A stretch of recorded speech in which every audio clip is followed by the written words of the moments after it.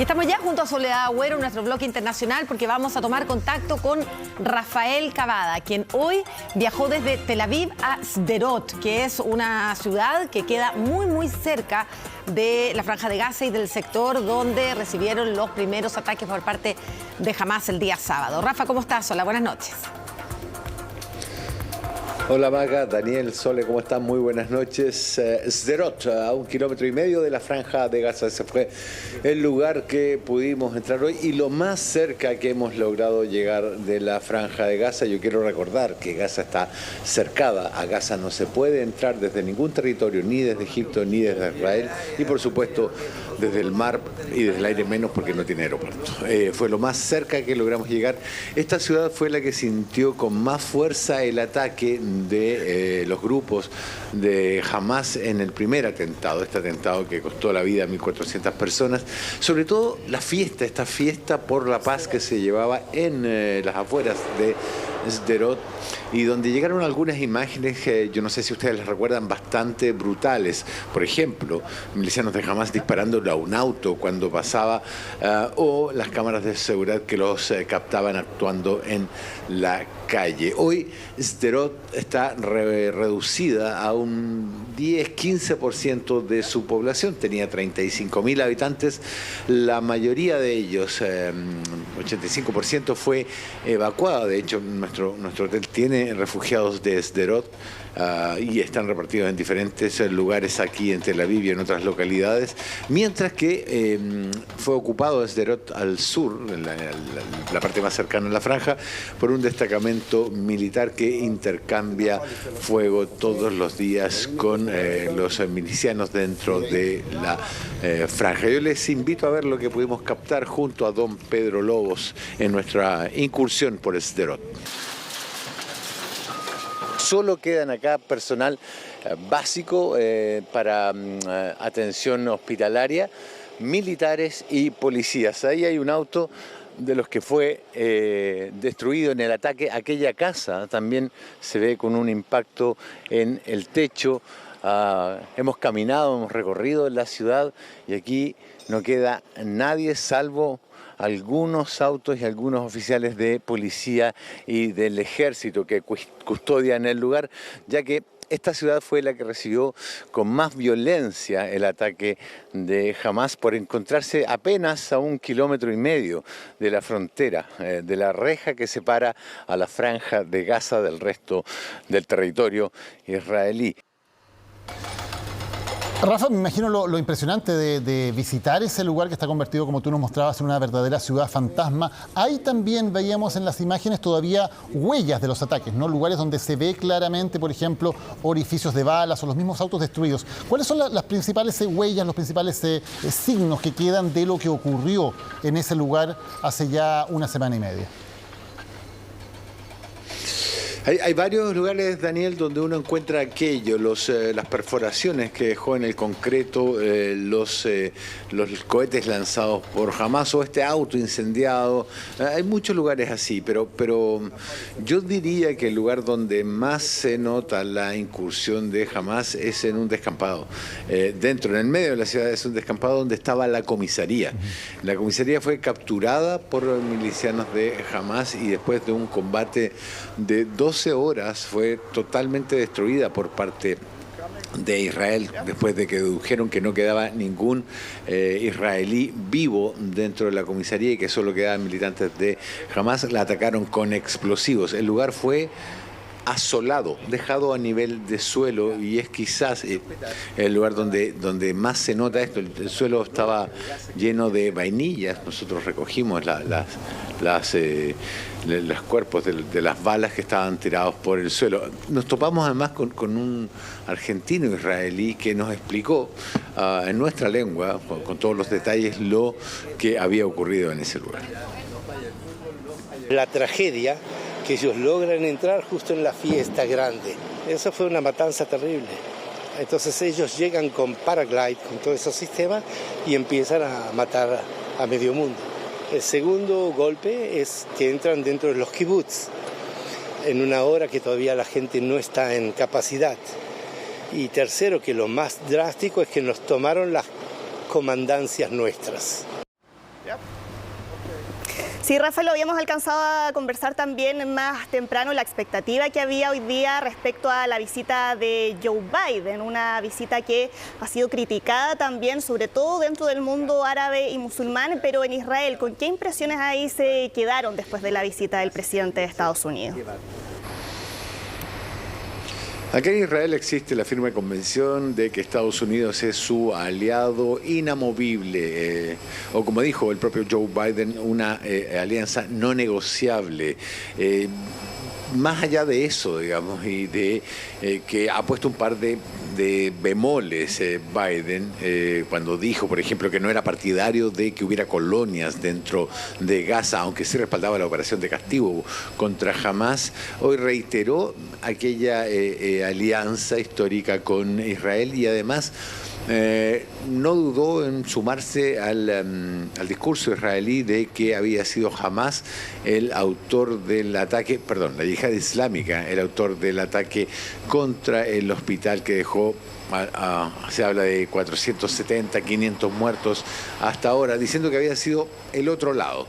Entonces, claro, aquí existe la convicción de que Israel de que Israel tiene el apoyo completo de Estados Unidos y es por eso, además, creo yo, si me lo preguntas, que se ha abierto este corredor, se anuncia la apertura de un corredor humanitario en el paso de Rafah, porque era lo único que podía llevarse de aquí Joe Biden después de el desaire que significó la negativa del rey Hashemí, del rey Abdalá de Jordania, de realizar una cumbre junto a Mahmoud Abbas, el presidente de la Autoridad Nacional Palestina, y a Al-Sisi, el presidente de Egipto. Esa cumbre no se realizó y en un hecho sin precedentes. El presidente de Estados Unidos despegó rumbo a una cumbre y cuando llegó acá, esa cumbre estaba suspendida por su, digámoslo así, parcialidad a favor de Israel. Claro, porque aquí también la visita estuvo marcada por la antesala, lo que habíamos visto ayer con el ataque sobre un hospital en Gaza y también, bueno, la duda ahora está en dilucidar ahí qué pasó precisamente con ese ataque, un ataque donde la cifra de fallecidos se calcula cerca de 500 personas y con ambas partes que se están responsabilizando sobre ese hecho y mientras se están analizando además distintos registros de la explosión que se registró, como les decía, horas antes de la visita de Joe Biden para que pasemos a revisarlo en la siguiente nota. Apenas 8 horas duró la visita del presidente Biden a Israel. Lo hizo bajo un intenso operativo de seguridad tras una noche trágica en Gaza que despertó protestas y amenazas de bombardeos. Apenas se sentó con Netanyahu, abordó el tema más controversial de la jornada. Me sentí profundamente entristecido e indignado por la explosión en el hospital de Gaza ayer. Y según lo que he visto, parece que lo hizo el otro equipo, no ustedes. Pero hay mucha gente. Hay muchos que no están seguros.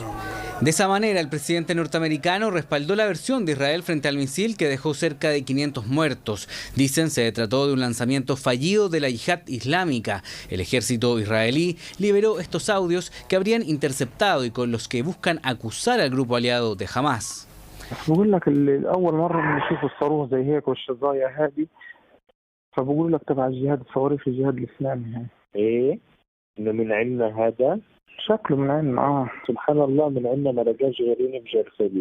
Un bombardeo que está siendo analizado a través de imágenes que se han viralizado como esta, que mostraría el trayecto del misil que cayó sobre el hospital.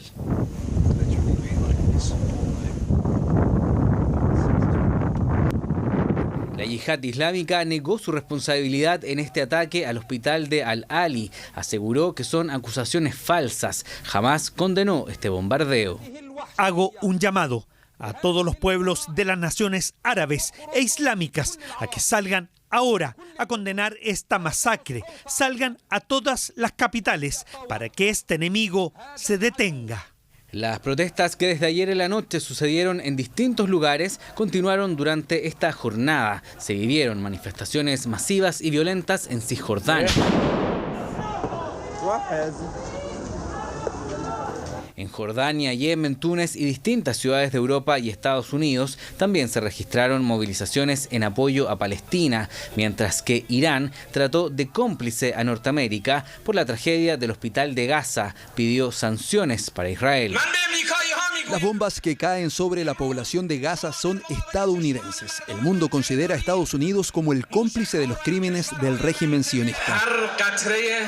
Con cada gota de sangre palestina derramada sobre el terreno, el régimen sionista está un paso más cerca de su caída. Durante la visita de Biden continuaron los bombardeos entre Israel y Gaza, además de los misiles lanzados por Hezbollah desde el Líbano. Intensas 8 horas de Biden que dejaron con las siguientes conclusiones a Netanyahu. Primero, exigí el regreso de nuestros rehenes y estamos trabajando juntos con Estados Unidos para su regreso en todas las formas posibles. En segundo lugar, exigimos visitas de la Cruz Roja para nuestros rehenes. Y en tercer lugar, no permitiremos que la asistencia humanitaria en forma de alimentos y medicinas llegue desde nuestro territorio a la Franja de Gaza. Sin embargo, ambos mandatarios acordaron la creación de un corredor humanitario desde Egipto que permita llevar comida y medicamentos a los gazatíes, un miércoles donde durante la noche continuaron los bombardeos. Uno de ellos cayó muy cerca de otro hospital.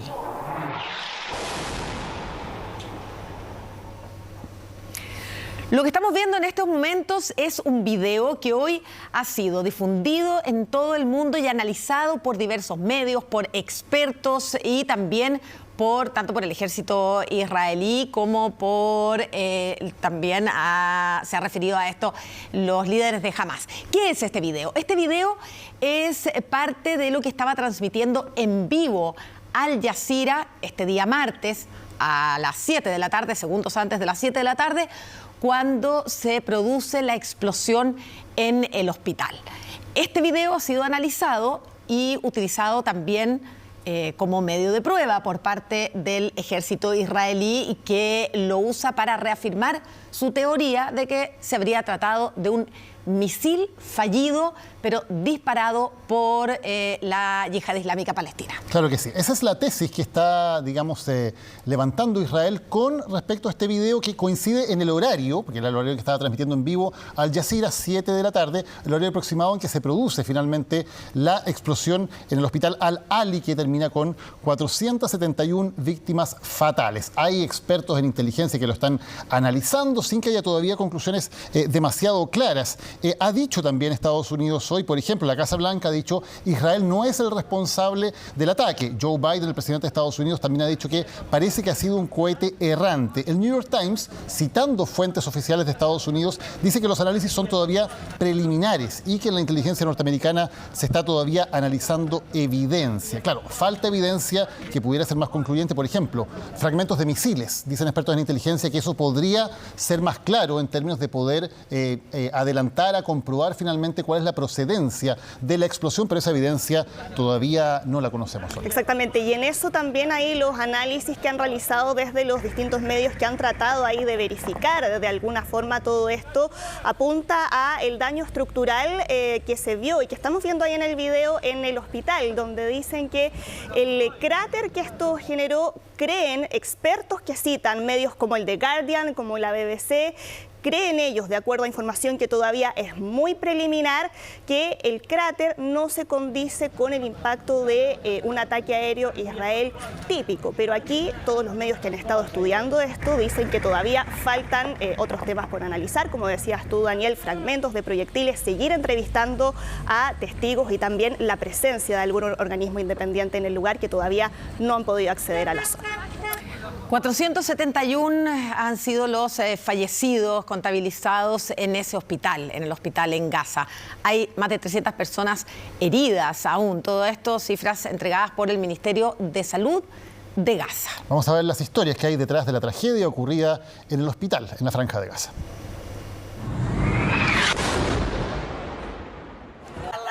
Estábamos aquí sentados horneando pan, no hacíamos nada porque ni siquiera tenemos electricidad ni agua. Es el día después del ataque al hospital Al-Ali al norte de Gaza. Con la claridad de la mañana entre los escombros y la tierra se ve con mayor certeza los efectos del ataque.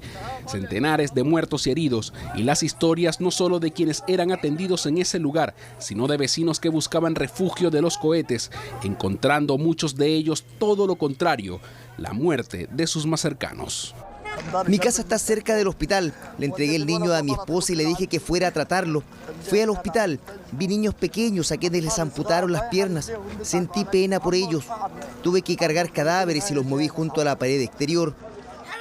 Yo estaba horneando pan para mis vecinos, juro que estábamos horneando y de repente el golpe, justo encima de nuestras cabezas y todo se oscureció.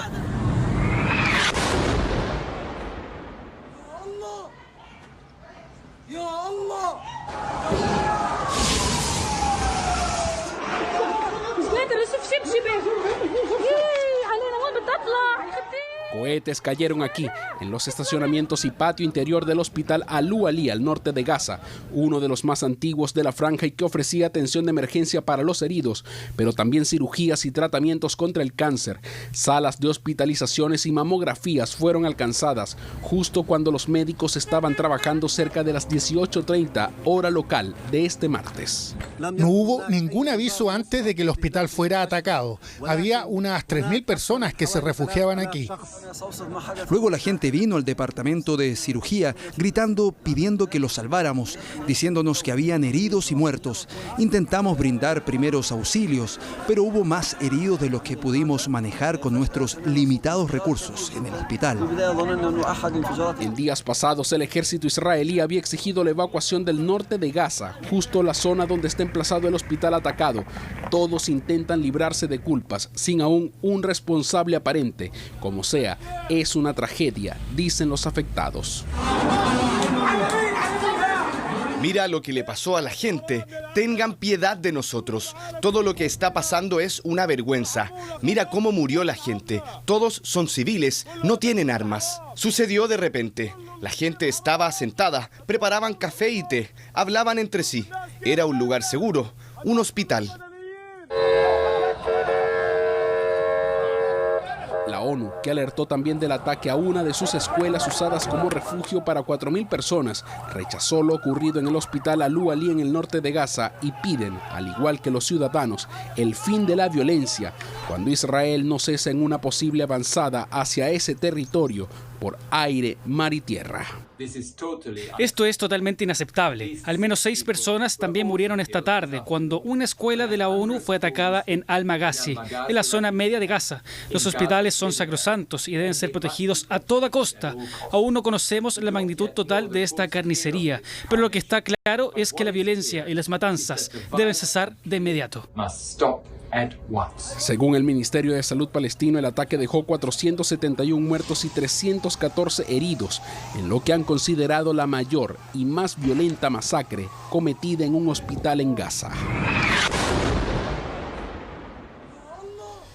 En medio, Rafa, de esta tragedia humanitaria gigantesca que estamos viviendo en Gaza, hoy al menos hubo una luz de esperanza cuando se anunció un acuerdo entre Estados Unidos y Egipto para permitir que un convoy con 30 camiones pueda entrar y entregar alguna ayuda humanitaria, al menos alimentos, medicamentos. ¿Cuándo podría concretarse la entrada de este convoy a la zona de Gaza? A ver, el presidente Joe Biden exhibió esto como que Israel accedió a permitir aquello desde Egipto, no desde el Paso Eretz que queda acá en Israel, sino desde Egipto, desde Rafah, pero no fueron claros en el tiempo que ello demoraría.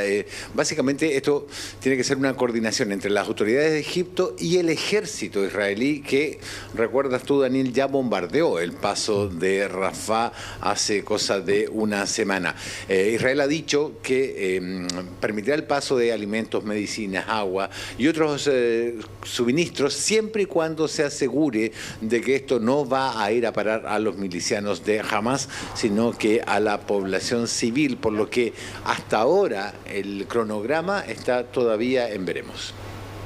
Sí, mientras tanto también hemos ido conociendo otras historias, por ejemplo la familia de un niño de 7 años, un niño de nacionalidad chilena-palestina que está buscando a este pequeño y a su mamá en Gaza, porque lo que aseguran es que la última información es que al parecer estaban refugiados en un hospital, pero hasta el momento no han podido comunicarse con ellos y desde Cancillería ya han dicho que ahora están haciendo todos los esfuerzos para encontrar al menor.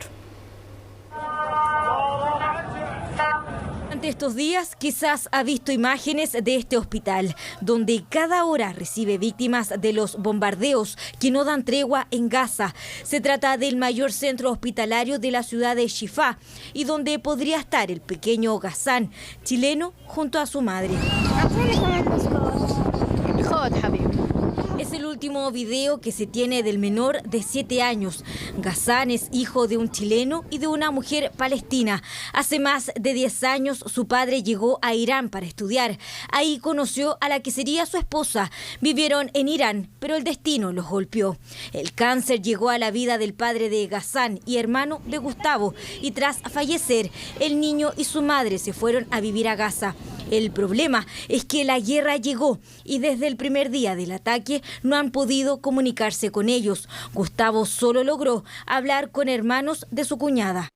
Y ahí me contaron que por un familiar, que no me queda claro quién fue, cómo, se pudieron comunicar con ellos y fue un contacto, digamos, de minutos solo, y que ellos estaban refugiados en un hospital que es el Hospital Shifa, que justamente ese hospital había trabajado años antes mi cuñada como recepcionista. Y así está hoy el hospital donde estarían. Estoy en el hospital ahora, está repleto de gente. Hay mucha gente que fue evacuada que está acá pensando que es un lugar seguro. Hay muchos heridos y varias ambulancias trayendo a más heridos. Shifa se traduce como casa de curación y decenas de miles han buscado no solo curación, sino también refugio de los bombardeos que caen sobre la ciudad de Gaza cada hora. Así lo habría pensado al parecer la mamá de Ghassan. Junto con eso me explicaron que quedaron sin nada, quedaron homeless. Se quedaron la casa tanto de la familia como la casa que arrendó mi cuñada cuando llegó para allá, quedó completamente destruido. O sea, quedaron en la calle, literalmente sin nada, con lo opuesto. Ahora, esto no es el mejor de los casos, porque yo no me he comunicado directamente con ella. O sea, no es la versión que ellos me han dicho a mí, no he hablado con mi sobrino, no he hablado con mi cuñada. Entonces, esto, digamos, es el mejor de los casos y lo que nos mantiene con esperanza. Una esperanza que también se mantiene porque Ghassan tiene nacionalidad chilena, incluso con pasaporte chileno que debería haber actualizado, pero por problemas en los trámites de certificación de la muerte de su papá, el proceso se estaba haciendo lento. Tiene uno transitorio de 1 año que le pudieron dar la Embajada de Chile en Teherán, pero no ha sido posible renovarlo por estos trámites de que mi hermano legalmente todavía está vivo en Chile. ¿Ya? Ahora, ¿cuál es la máxima preocupación que no teníamos nosotros como familia?